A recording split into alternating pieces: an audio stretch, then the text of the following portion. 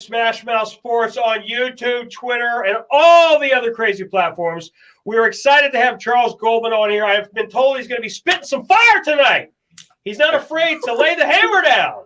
I'll do my best. ChiefsWire.com, USA Today, Yahoo. I know it goes through all the circles. Right. So we're going to focus on the Chiefs offseason and all the exciting things. Obviously, we know what happened in the Super Bowl with Tyreek Hill, but what a lot of people have been trending on Twitter the last couple of days is Tyreek Hill's been getting roasted. But from what I understand, Charles, you're like, you're not bothered by that. Yeah, the tipping situation. I'm not bothered by it. I tend to be in the same ballpark as he is in terms of tipping. Now he says that he leaves it to his girlfriend or whatnot. I don't do that. I'll handle my own tipping, but just the idea that if the service is bad, I'm not going to leave a tip. I don't know. I don't know what entitles someone to a tip if they're not going to fill up my water glass, if they're rude to me, if they mess up my order. Right. I don't eat out a whole lot, so I have high expectations when I do. They have to do backflips and do a little dance for you. No, not necessarily, but it's just not too hard to ask for the basics, right? And we don't know the whole situation. And I thought it was kind of, when something like that happens, you take care of it behind the scenes. Like if you feel like you were disrespected, like he should have left you a tip for something, like try to shoot the guy a DM, try to get in contact with him another way. Putting him on blast on social media, that's a bad look from my perspective. Now, from what I heard, and it's a lot of speculation, the bill was him and his girlfriend. It was like $61. It was either an early dinner, 5 or 6 o'clock, something like that. So not a late night dinner, not a bunch of drinks. And it was a $0 tip. But I heard the service wasn't great, but I didn't hear that she was horrible. I don't know the whole story, but from what I understood, his tweet was that, if she didn't tip, then there was a reason. So that was a good enough explanation for me. Cam, you look a little fired up out there. You look like you're ready to. You look like you're ready to go buck. Let's hear it. If you disagree, say it. Man, bring it on. He's not afraid. Say it with your chest.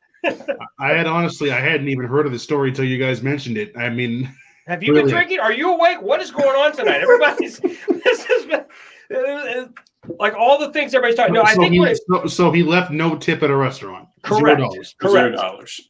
Now the waiters and waitresses, they get like $2.15. I think they raised it to $3. So what a lot of people said is, I agree that you probably don't leave 20 or 30%, but could he have left $5? I think what really bothered people, if you're a regular person and you don't have $50 million, I can see that. But at his level, I don't think it would have killed him to spring for $5 or $6, I think is what people were saying. Right, but at the same time, he wasn't willing to restructure his contract for the Chiefs to give them a little extra money. What's to say he should for some schmo who hasn't given him good service? I don't know. Look, people and their money, it's tough. We don't know what he's going through, what type of situation he's going through. We know he has a big family, a lot of kids, takes care of his parents. Maybe. Does he have a lot of kids? I didn't know. I know he had. So look, it's just I think there's a lot of assumptions out there, and we don't know the whole story about it, and that people are making a big deal out of it when there could be nothing. So. Well, let's do this. Let's talk about what we do know. What are the Chiefs? What are now? Obviously, they need offensive line. They need offensive line. They need offensive line. Well, they don't need any guards anymore. They got enough. They got like every possible guard they could have. Kyle Long, Joe Tooney, yeah. Even Austin Blythe, he played right guard. So they got Laurent Duvernay-Tardif coming back. They got a couple of guys who are on the roster who've played.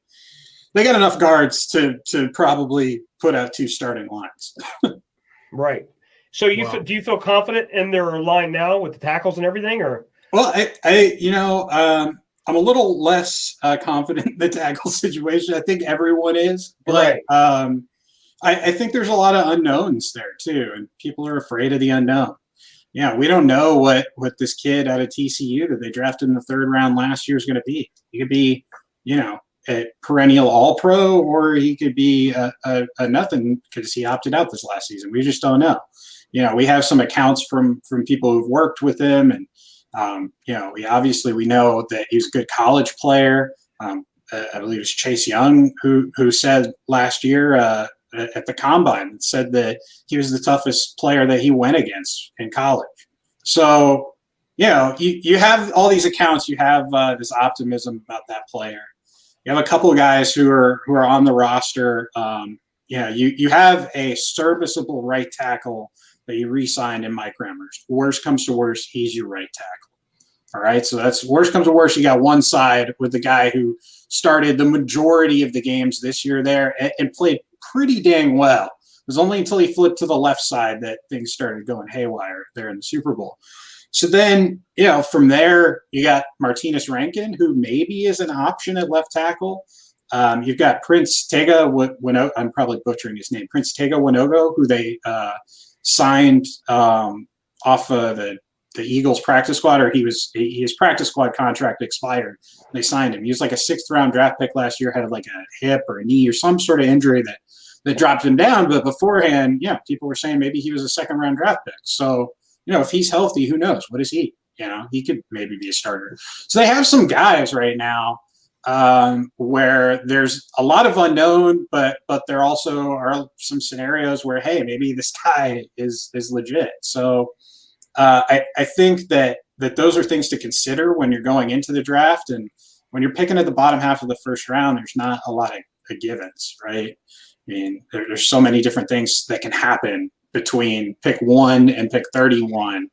Yeah, I mean, at 31, you can't say, oh, I want this left tackle, I want this D tackle, because those guys are going to be gone. Maybe, is there a position that you feel, okay, we need a left tackle, we need another edge rusher? Like, is there a certain other receiver? Because, obviously with Sammy Watkins losing him, is there what is the thought process there? Because Tyreek Hill is elite.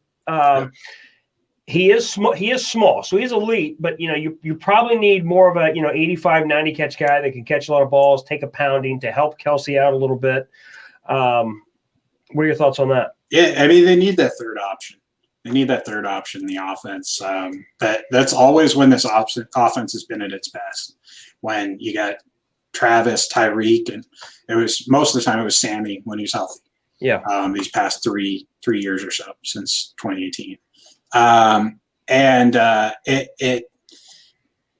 It's going to be tough because, there's a lot of receiver talent in this draft, but there's not a lot of guys in this draft who are, instant come in and can play that same role that Sammy Watkins played, that kind of big X receiver, the guy who can beat press coverage, beat those kind of one-on-one situations that he's going to be left in, and can play physical, can do all the stuff in the run game that the Chiefs like, all the blocking and whatnot. I mean, there's few and far between there. I think in the first round, you're only talking kind of about 2 guys. You're talking about maybe Rashad Bateman out of Minnesota. You're talking about Terrace Marshall Jr. out of LSU. I actually found out today, it was kind of cool. I think I'm going to write about it tomorrow. Terrace Marshall Jr. is his great uncle is Joe Delaney, who I don't know if you guys are familiar with Joe Delaney, but running back for the Kansas City Chiefs, who tragically lost his life when he was trying to save 3 kids from drowning. Wow! And his number is unofficially retired in Kansas City. Everyone knows and celebrates Joe Delaney Day, where they get to really recap his story and the type of impact that he had on the organization, the community, and his sacrifice. But it's interesting that they're related. And it was something I didn't know. I actually sent him to the Chiefs in my latest 7-round mock draft in the first round. Wow. Nice. Cam, you got a question here? I just want to ask you, in the Super Bowl, obviously you guys had some line problems, but what do you think was the issue with Kelsey? I know Kelsey's stats were good, but really they weren't. He was held contained for most of the game. Hill had a rough game too. I know Preston's very happy reminiscing on his Super Bowl win. So I know the O-line was a glaring issue. Was Mahomes' injury greater than it was let on, or was it just a bad game? I really don't think the injury impacted him quite as much as everyone may lead people to believe. I mean, the guy was running around like crazy. I think he had something like just like 400 yards or so, like scrambling around in the back of the behind that horrid combination on the offensive line. I really think it was actually just bad luck in terms of injuries with the offensive line. I think that really cost them the game. And then when you're having something like that going on, and then you have different things to compound it, like penalty issues and defense is giving up some plays. It's tough. It's hard to get back in it. And I think they had some chances, and they just weren't able to capitalize and get that momentum that they needed to get back in that game. And I mean, just today, the information about the performance-based pay incentives that came out. The top 3 guys for the Kansas City Chiefs, and these are all based on snap incentives. The top 3 of the top 5, were offensive linemen. So I think that alone tells you enough, right? That tells you that you had 3 guys who weren't expected to play, the majority of the season, and they ended up playing the majority of the season. So, and that's tough. And then you have the 2 opt-outs on top of it. It just it got to the point when Fisher went down, things crumbled. I got to ask you, because when they drafted Clyde Edwards-Helaire a year ago, I just thought that was such a bizarre pick. And the reason why I felt that way is, even though he is a dynamic player, he's electric, he's such a small, kind of a shifty guy. And I know Andy Reid loves that, but I just feel the Chiefs would be better served having a more big physical line guy, just to barrel through guys, get goal line touchdowns in the short yardage. Because the Chiefs, they have struggled in short yardage. Yeah, they really weren't great in short yardage situations last year. A lot of that had to do with the line, but some of it was just the back. It was the rookie struggles of Edwards-Helaire. I think later in the season they realized that Darrell Williams, Darrell Williams, he could actually be that short yardage guy, and kind of was their best in between the tackles type of runner. But it was really too late when they kind of realized that, a couple times earlier in the season where they could have probably used him on those goal line situations, maybe got a touchdown instead of having to settle for 3. Yeah, I remember it might have even been the first game of the season where he ended up having a fantastic game. It was like 130, 140 yards.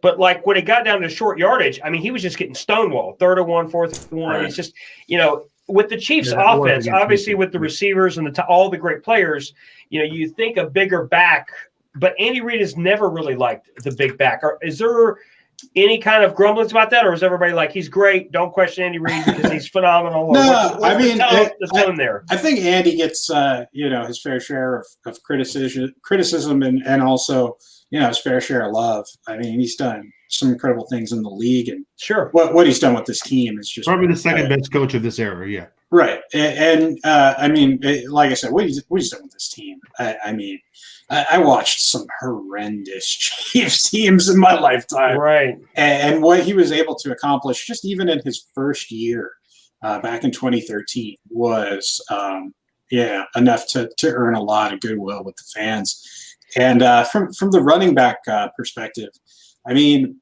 Brett Veach, he's kind of got a guy who he likes, like a size type of profile.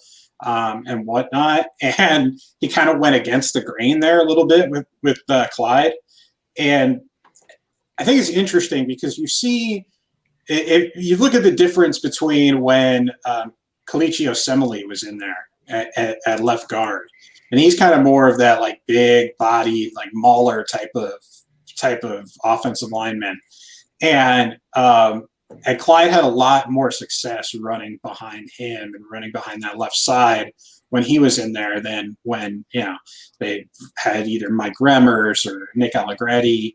And that's not to say that those guys didn't improve or play well this season. It's just, it's a different type of mentality, different type of blocker. And it looked like the Chiefs were kind of trying to move their offensive line towards that. And I don't know that you can necessarily say that so much anymore because they go out and get more of a finesse guy like Joe Thuney, and they got a guy in Kyle Long who's kind of got a pretty nasty streak, assuming he's healthy and good to go. We'll see what the good doctor Laurent Duvernay-Tardif was able to put together, and we'll see what they come up with at the tackle position. If they can get somebody like Tevin Jenkins maybe in the first round, move up a couple spots, grab him, the left tackle position. I mean, he kind of brings that same type of Mauler mentality to the run game and the pass game. Now, I've got a crazy scenario. Obviously, you need a left tackle, first round, second round for sure. Excuse me. What if you guys did something crazy like drafting a tight end, like the second or third best tight end in the first round? Would you be okay with that, or were you like, would that just want to burn you alive and burn down the stadium? What is your thoughts on that? I'm looking at three positions in the first round for me. It's going to be defensive end, wide receiver, or obviously offensive tackle. I think anything else, it's hard to justify the pick because there's just not a lot of immediate need there. They signed Blake Bell to be their number two, who was their number two during their Super Bowl run. They signed him back this offseason, and he's exactly what they need at a number two. Decent run blocker, really good pass protector, can catch a couple balls when you need him to, and just really solid.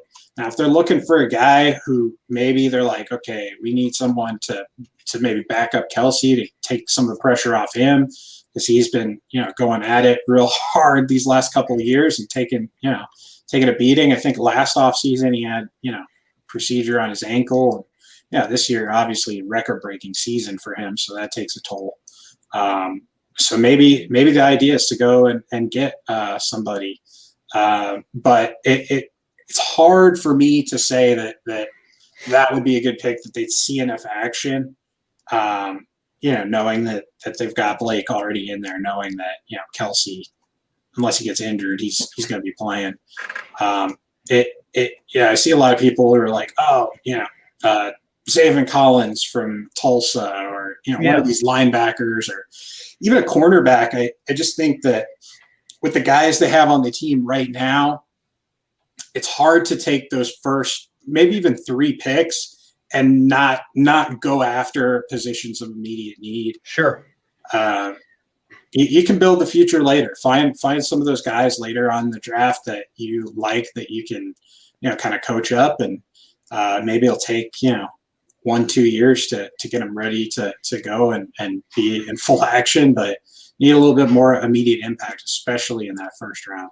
Yeah, and the reason I throw out tight end, it is definitely unconventional. Obviously, you've got Travis Kelce, one of the best tight ends in the league for sure. Some say the best in the league. So the Patriots, they come to mind. They always have two great tight ends. They've done it again this year. They they signed free agent number 1 and number 2. I thought that was brilliant by them. I know it was unconventional. I thought it was good in the past with Gronk and Hernandez and the other guys. So I think it makes a lot of sense to protect Patrick Mahomes because he has been banged up a little bit. He is all world. Everybody agrees. But is there any concern that just with the banged up offensive line and just it's constant over the top, that it's less methodically down the field, that there could be a risk with that contract in the next couple of years, or you just ice water full confidence? Yeah, I'm pretty confident about Pat. I don't think he's going to have any issues. To double back to the tight end thing, I think 12 personnel is probably kind of the way of the future in terms of offense in the league, because you get one of those athletic tight ends like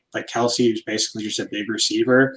You get a guy who can block. You can run those really tight formations. Then you can spread a defense out without really having them, having them in a scenario where they have to sub, and it really stresses a defense. And especially if you can go with some tempo, it can really work to your benefit on offense. So I understand why the Patriots are doing it. I could understand absolutely if the Chiefs went after Brevin Jordan or Freiermuth or one of those guys. Gosh, if they somehow managed to trade up and go get the number 1 guy, I wouldn't complain. Now Kyle Pitts. If you guys got Kyle Pitts and Travis Kelce, that would just be unbelievable. It's a pipe dream. I know, a lot of people that Falcons thing that came out today were how they're open to trading out a number 4. I saw a lot of tweets out there. Oh, Chiefs, let's do it! Come on, yeah. Chiefs! I'm like, you guys realize that just to move up from the late 20s to 10 for Pat was an insane amount of draft capital. What it's going to take to get from 31-4 is going to cripple this franchise in terms of but maybe that's what you got to do because yeah, they've had some struggles drafting. I mean, I think with Brett Veach, the Chiefs have is what you're saying. Yeah. Wow. I mean, with Brett Veach, I think you could see his progression from being a rookie GM to this last draft class, which was admittedly pretty dang good. There's growth there. Not to derail the show, but do you guys think you're lucky stars that you guys chose Patrick Mahomes over Deshaun Watson? Because the consensus, and it's not just because of the talent. I mean, obviously Mahomes is better straight up, but the debaucherous offseason for Deshaun Watson has just been horrendous. I mean, we're not going to go down that whole road, but we all know how horrendous that situation is. And his career may very well be over, as talented as he is. And the consensus was not that at the time. The consensus was Watson. Mahomes was still fairly unknown. I know he put up great stats in college, but you did not hear Mel Kiper and all these guys touting him. I mean, Mitchell Trubisky got drafted above Patrick Mahomes, for God's sakes. I still don't even know how that's even possible. But Deshaun, I believe, was my number one. I think Pat was my number two. But honestly, it was kind of a 1A, 1B type of thing with me. I was immensely happy when they moved up for Patrick, and I just with what's going on with the Texans, I feel for the fans mostly because they'd already been going through kind of a rough time, and that's probably an understatement. And then to have all of this on top of it, it's not fair to the fans. They deserve so much better than the city of Houston is falling apart in sports. All yeah, three teams. Yeah, it's rough. It's rough. rough. And the Astros, they were throwing trash cans last night. What was that? What was that all about? I only saw a clip. I'm like, what is going on? And the Rockets are terrible. So yeah, it's not a good rough time in Houston. It's not a good thing for that town in terms of sports right now. I hope they have like a college team or a high school team that they can rally around.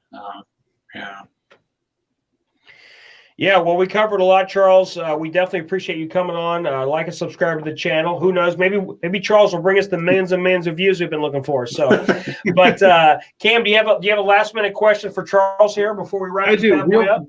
Real quick. Why can't Eric Bieniemy get a job?